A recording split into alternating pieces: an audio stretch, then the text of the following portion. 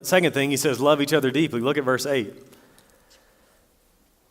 Above all, love each other deeply, because love covers over a multitude of sins. Above all, this is just so important. I cannot say it enough.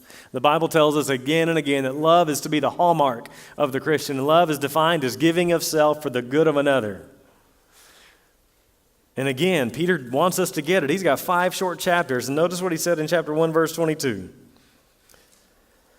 Now that you've purified yourselves by obeying the truth, so that you have sincere love for each other, love one another deeply from the heart. And in the next chapter, in chapter 2, verse 17, he says, love the family of believers. And then in chapter 3, verse 8, he says, finally, all of you, be like-minded, be sympathetic, love one another. Jesus said it is the great commandment, love God and love neighbor. Hebrews 13:1, keep on loving one another as brothers and sisters.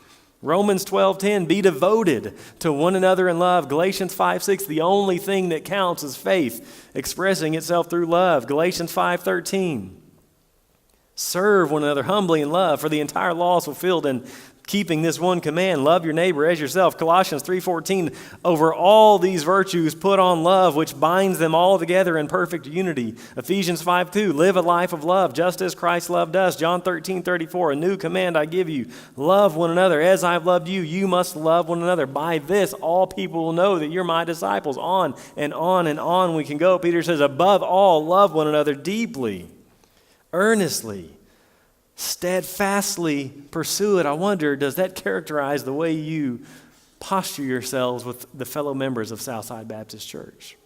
Above all, love one another. Be for one another's good, physically and spiritually.